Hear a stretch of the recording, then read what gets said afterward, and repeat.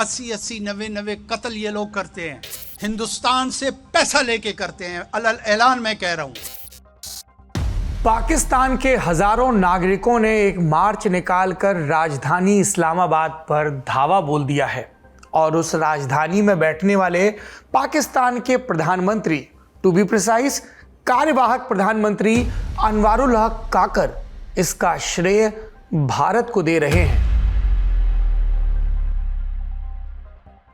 उनके बयान को सुनते हैं, फिर बलोच मार्च की कहानी सुनाते हैं। मुझे ना ताने दे अदालतों वाले, और जिसका ख्याल है कि खुदा ना ख्वासा किसी को इन्फोर्स डिसअपीयरेंस में शामिल हुआ है, जाए उसको भी खिलाफ अदालतों में चले जाए। रोका मैंने, हमें भी इन अदालतों पे एतमाद है, इनको भी एतमाद है। जाएं, मैंने अगवा किया, मेरा नाम दे दे। अगर मेरे इंटीरियर मिनिस्टर ने किया है, अगर इंटीरियर सेक्रेटरी ने किया, जाएं दे, नाम दे, FIR जारी कराएं। और क्या कर सकता हूं? ढिठाई के साथ गुफ्तगू करने से मसाइल का हल नहीं होगा। क्रिमिनल जस्टिस सिस्टम ठीक नहीं है। 80-80, 90-90 कत्ल ये लोग करते हैं, हिंदुस्तान से पैसा लेके करते हैं। अलल ऐलान मैं कह रहा हूं, रॉ की फंडिंग के साथ करते हैं। कहें ये कि नहीं करते हैं। दिलचस्प बात एक और है, काकर खुद बलूचिस्तान के रहने वाले हैं। जाहिर है उन्हें पता होगा कि पाकिस्तान बनने के बाद उसके इस प्रांत पर कितने अत्याचार किए गए और आज भी किए जा रहे हैं। आज हम जानेंगे इन बलोच प्रदर्शनकारियों की पाकिस्तान सरकार से मांग क्या है, पाकिस्तान की राजनीति में इस प्रदेश की, यहाँ के लोगों की भूमिका क्या है, और सरकार और सेना की आलोचना करने वाले बलोच गायब कहाँ हो जाते हैं। नमस्कार, मेरा नाम सौरभ द्विवेदी है और आप लल्लन टॉप का अंतर्राष्ट्रीय प्रसंगों से जुड़ा रोजाना का कार्यक्रम देख रहे हैं, जिसका नाम है दुनियादारी।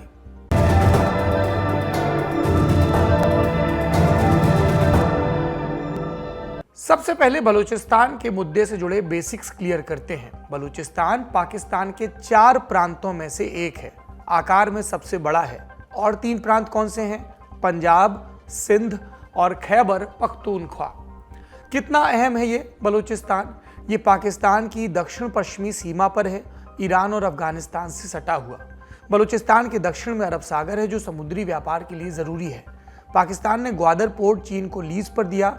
ये चीन पाकिस्तान इकोनॉमिक कॉरिडोर यानी CPEC का हिस्सा है, ये भी यहीं पर है। इसके अलावा खनिजों के खनन की भी खुली छूट दी गई चीन को। हालिया वक्त में चीन पाकिस्तान का अहम मददगार बनकर उभरा है और आरोप लगते हैं कि पाकिस्तान इसका बदला बलूचिस्तान को बंधक बनाकर चुका रहा है। पाकिस्तान की 44% जमीन बलूचिस्तान में है, हालांकि आबादी 5% से भी कम है। बलूचिस्तान में तांबा, कोयला, सोना और यूरेनियम का बड़ा भंडार है। पाकिस्तान के कुल प्राकृतिक संसाधनों का 20% यहीं पर है। 3 नौसैनिक अड्डे भी बलूचिस्तान में है और यहीं स्थित चगाई में परमाणु परीक्षण कर पाकिस्तान अपने आप को परमाणु ताकत के तौर पर अपना दावा पेश करता था।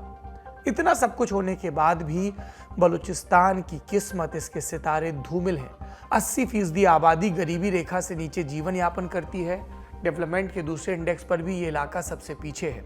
बलूचिस्तान में 2000 के दशक में जो विद्रोह शुरू हुआ, उसमें भी सबसे ज्यादा जोर आर्थिक हक पर था। हालांकि वजहें यहीं तक सीमित नहीं है, और भी इश्यूज हैं। मसलन बलोचों की संस्कृति, उनकी भाषा और उनका इतिहास पंजाबियों और सिंधियों से अलग रहा है।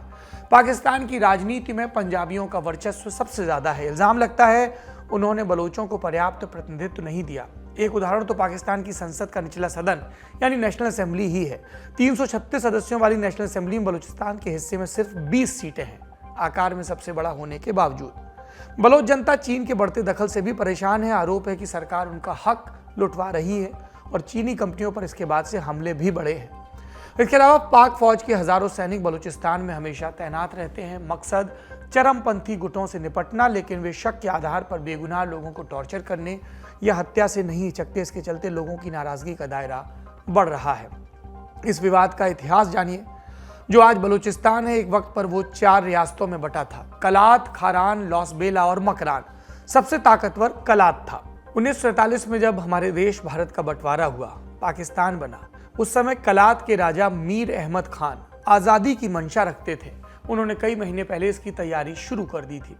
1946 में जब कैबिनेट मिशन भारत आया था, तब भी मीर अहमद ने अपना एक वकील पैरवी के लिए भेजा था और वो वकील थे मोहम्मद अली जिन्ना।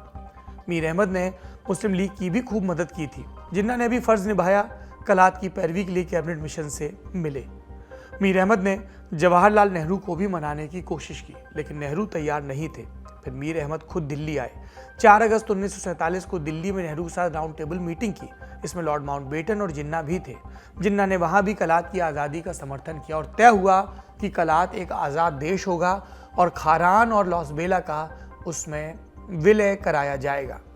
फिर 15 अगस्त 1947 आया, हमारा देश आज़ाद हुआ और अगले ही रोज़ कलात ने अपनी आज़ादी का भी ऐलान कर दिया। कहा कि पाकिस्तान के साथ दोस्ताना रिश्ते होंगे, लेकिन कुछ वक्त बाद ही कलेश होने लगा। सितंबर 1947 में ब्रिटेन ने कहा कि कलात आज़ाद मुल्क की जिम्मेदारियां उठाने के लिए तैयार नहीं है। जिन्ना को मौका मिल चुका था। अक्टूबर में कलात के राजा कराची के दौरे पर पहुंचे। उन दिनों कराची पाकिस्तान की राजधानी थी।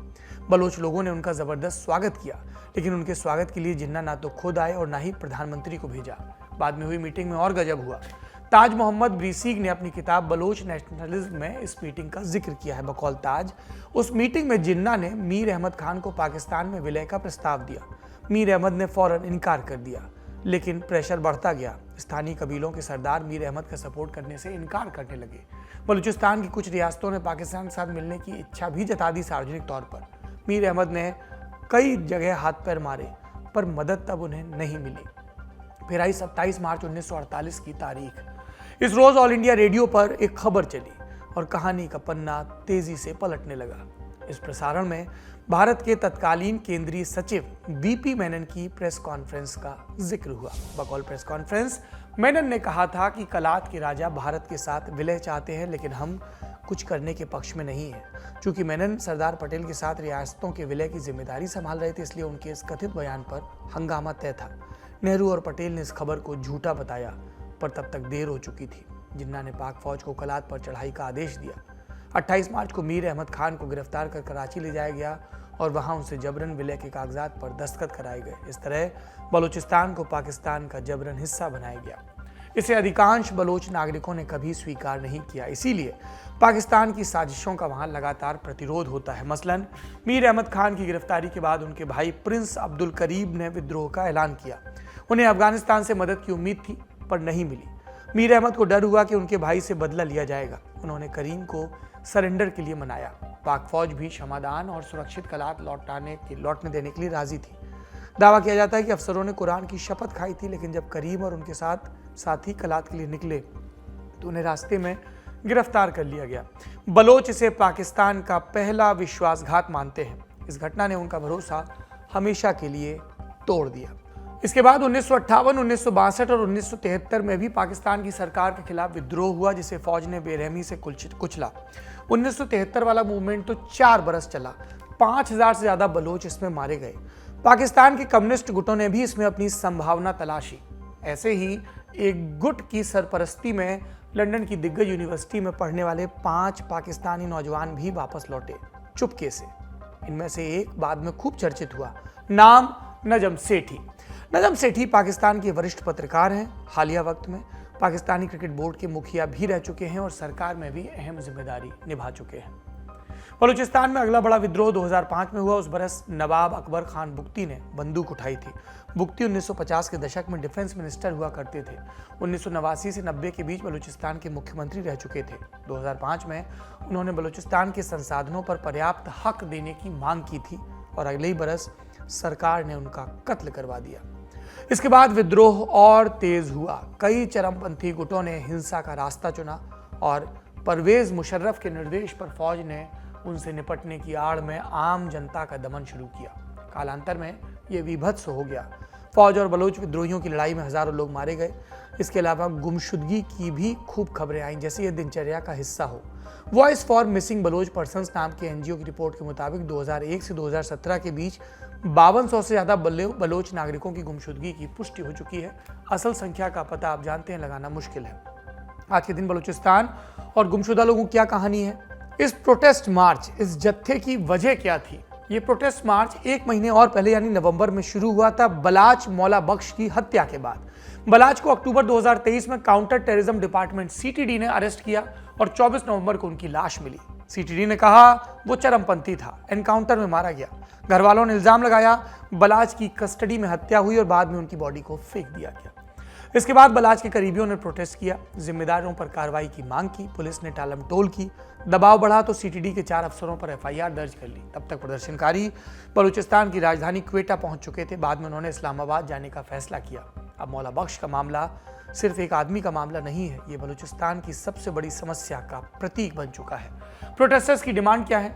बलूचिस्तान में मानवाधिकार उल्लंघन की जांच यूएन की कमेटी करे, गैर न्यायिक हत्याओं और जबरन गुमशुदगी की घटनाओं को रोका जाए, जो भी लोग बर्बरता के शिकार हुए उनकी जानकारी रिलीज की जाए, सीटीडी पर लगाम कसी जाए और राज्य प्रायोजित स्टेट स्क्वाड्स को खत्म किया जाए। गृह मंत्रालय फेक एनकाउंटर में मारे लोगों के नाम जारी करे और अपनी संलिप्तता स्वीकारे। इसके अलावा प्रोटेस्टर्स के खिलाफ लगाए गए फर्जी केस वापस ले। प्रदर्शनकारियों ने 3 जनवरी तक का अल्टीमेटम दिया था, लेकिन सरकार ने दिलचस्पी नहीं दिखाई। अब 2 बयानों की बारी। पहला बयान 2 जनवरी को आया। कार्यवाहक पीएम अनवारुल हक काकर का बोले, बलोच चरमपंथी गुटों में भारत की खुफिया एजेंसी रॉ का पैसा लगा है। जो कोई उनके साथ सहानुभूति रख रहा है वो चरमपंथियों को ज्वाइन कर ले। दूसरा बयान भी 2 जनवरी को ही आया। सुप्रीम कोर्ट के चीफ जस्टिस काजी फैज ईसा का। उन्होंने कहा गुमशुदा लोगों की समस्या का रास्ता खोजने की सख्त जरूरत है। ये तो बयान सुने, इतिहास सुना, वर्तमान सुना। अब रुख करते हैं एक्सपर्ट्स का। हमने उनसे सवाल पूछा, पाकिस्तान में जबरन गायब किए लोगों की समस्या कितनी विकट है और सरकार या सेना की आलोचना करने वाले अचानक गायब क्यों हो जाते हैं? ये इनके यूथ को उठा के लेके जाता है, इनको रिसोर्सेज नहीं देते हैं। द बलोच स्टेट सबसे, उनके डेवलपमेंट इंडिकेटर सबसे लोएस्ट है पूरा पाकिस्तान में। इनको कुछ कोई बॉदर नहीं करते, लेकिन इतनी मतलब मेनलैंड पाकिस्तान में कोई पूछने के लिए भी नहीं है कि आपको मतलब क्या हुआ, क्या चाहिए, क्या मतलब आपका रिप्रेजेंटेशन है, कुछ नहीं। And this is despite prime minister Baloch है, बट फिर भी बलूचिस्तान को पाकिस्तान का प्रॉब्लम प्रोविंस कहा जाता है। इसके मायने क्या है? आप ये देखिए, अभी एक दिन पहले प्राइम मिनिस्टर ने क्या बोला? उन्होंने कहा कि जो प्रोटेस्ट कर रहे हैं, अभी जो प्रोटेस्ट आ गया, आप समझते हो कि आप प्रोटेस्ट कर रहे हो, अभी हम दिखाएंगे आपको कि आप टेररिस्ट के जैसे टेररिस्ट के साथ जाके खड़े हो जाओ। ऐसे रिमार्क उनके सपोर्टर्स को भी बुरा लगा, क्योंकि ये बच्चे हैं, लेडीज है, सब जो इतने फेड अप हो गए हैं कि उनके रिलेटिव्स को उठा के गए हैं। बट लड़के, आई मीन अभी रिसेंटली बलाच मौला बख्श उनका डेथ हुआ था रिसेंटली। तो ये एक पॉइंट इट हैज रीच्ड जहां पर बलोच कहते हैं अभी we are not taking it anymore. अभी लेकिन इसका सिग्निफिकेंट पॉइंट क्या है कि इनको पश्तून तहफ़्फ़ुज़ मूवमेंट भी सपोर्ट कर रहे हैं। संसाधनों के लिहाज से बलूचिस्तान पाकिस्तान के सबसे अमीर इलाकों में फिर भी इलाका इतना पिछड़ा क्यों है? रीजन के अंदर क्या, बल्कि दुनिया के बहुत सारे जो मालिक हैं उसके अंदर जो मादनियात के वसाइल के हवाले से देखा जाए, पाकिस्तान का सबसे बड़ा रकबे के हिसाब से बड़ा सूबा है, आबादी कम है, लेकिन उसके बावजूद इसको इग्नोरेंस नहीं, वहाँ पे इंसर्जेंसी की बात की जाती है कि जिसकी वजह से वहाँ के जो ट्राइबल एक वेब है, अगर मैं कहूँ, इट्स मोर देन 1100 ट्राइब्स, मतलब सब ट्राइब्स हैं, 700 समथिंग उनके मेन ट्राइब्स हैं। इन ट्राइब्स की आपस में राइवलरी जो है मरीज़ की बुकटीज़ के साथ, और इसी तरह अगर आप देखें तो उनके सोन बहुत सारे और ट्राइब्स का सिलसिला है। फिर एक अगर हुकूमत में आता है तो दूसरा वहाँ पे हालात को ख़राब भी करता है। फिर इनके आपस में क्रॉस फायरिंग या आपस में जो झगड़े हैं उसके अंदर जो लोग मरते हैं उनकी तादाद देखें। फिर उसके साथ साथ हम देखें कि जितने भी वहाँ पे सेटलर्स को वहाँ से निकाला गया और वहाँ पर जो इंसर्जेंसी का BLA, BSA और दीगर जो 11-12 ऑर्गेनाइजेशंस हैं जो बनाई गई, जिनको कुन्नड़ नूरस्तान में बाकायदा ट्रेनिंग कैंप्स में पनाह दी जाती थी। पाकिस्तान सरकार भारत पर बलोच मूवमेंट की फंडिंग के आरोप लगाती रही है। इसकी असलियत क्या है? क्या पाक सरकार अपनी कमी से ध्यान भटकाने के लिए ऐसे बयान देती है? और ये, लेकिन जैसे ये प्राइम मिनिस्टर काकर ने कहा था, दे ब्लेम इंडिया। अरे अब जब आप खुद अपने लोगों पर हमला कर रहे हो, अपने लोगों को तंग कर रहे हो, इंडिया का रोल क्या है इसमें? ये नहीं कि हम अच्छा ठीक है, अगर हम गन्स दे रहे हैं, बॉम्ब्स दे रहे हैं और ये लोग मतलब वॉर कर रहे हैं, वो तो अलग बात है।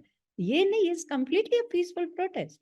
हाँ, क्योंकि उनको उनके पास और कोई मतलब एक्सक्यूज है ही नहीं, क्या बताएंगे? जैसे अभी इनको IMF लोन अभी खत्म होने वाला है मार्च में, ठीक है? तो अभी मार्च में अगर इनको ये ऐसे ओपोजिशन देखा इंटरनेशनल फाइनेंशियल इंस्टीट्यूशंस और देखा कि ये पूरा स्टेट उनके ऊपर हम मतलब वायलेंस यूज कर रहे हैं, उनका लोन भी मुश्किल में हो जाएगा। तो उनको तो किसी को तो ब्लेम करना है, और जब कोई और कोई रास्ता नहीं है, easiest is blame India. But आपने ये देखिए और कोई नहीं कर रहा है। और बलूचिस्तान का भविष्य क्या है? अभी पहले मैं आई यूज्ड टू से कि बलूचिस्तान क्योंकि बहुत ही छोटी सी पॉपुलेशन है, बड़ी सी जगह है, वो बेचारे लड़ते रहेंगे, कुछ नहीं होगा। लेकिन इस बार में जैसे मैंने पहले कहा, अगर ये पश्तून्स ने भी इनका सपोर्ट दिया तो ये बहुत ही सीरियस मामला हो गई। ये भी हो सकता है कि ये इंटरनेशनल ऑर्गेनाइजेशंस अगर इसमें मतलब नोटिस करते हैं, उनको सपोर्ट देते हैं, तो ये बहुत मतलब एक सेपरेटिज्म भी हो सकता है। बिकॉज पश्तून्स को आप ऐसे पश्तून भी एक पीसफुल मूवमेंट है, उनको आप ऐसे इग्नोर नहीं कर सकते एनी लॉन्गर, बिकॉज अभी it is a United movement. Balochistan का चैप्टर यहीं पर थमता है। अब एक जरूरी अपडेट जान लेते हैं। खबर इजराइल हमास जंग से जुड़ी है। 2 जनवरी को लेबनान की राजधानी बेरूत में इजराइल ने ड्रोन हमला किया। इसमें हमास का डिप्टी लीडर सालेह अल अरूरी मारा गया। सालेह हमास और हिजबुल्लाह के बीच पुल का काम कर रहा था। हमास की मिलिट्री विंग अल कासिम ब्रिगेड्स बनाने में भी उसकी अहम भूमिका थी। इसी गुट ने 7 अक्टूबर को इजराइल में आतंकी हमला किया था, जिसके बाद इजराइल ने जंग का ऐलान किया था। सालेह की मौत से हमास के साथ साथ हिजबुल्लाह को भी झटका लगा, क्योंकि उनकी नाक के नीचे उनका दोस्त मारा गया। आशंका है हिजबुल्लाह इस घटना को लेबनान पर हमले के तौर पर पेश कर सकता है। हालांकि इजराइल ने इससे इनकार किया और कहा, हमारी लड़ाई आतंकवादियों से, लेबनान से नहीं। यूएन ने सभी पक्षों से संयम बरतने की अपील की। इस घटना पर भी हमारी नजर बनी हुई है। आप बने रहिए ललन टॉप के साथ। आज की दुनियादारी में इतना ही। शुभ रात्रि।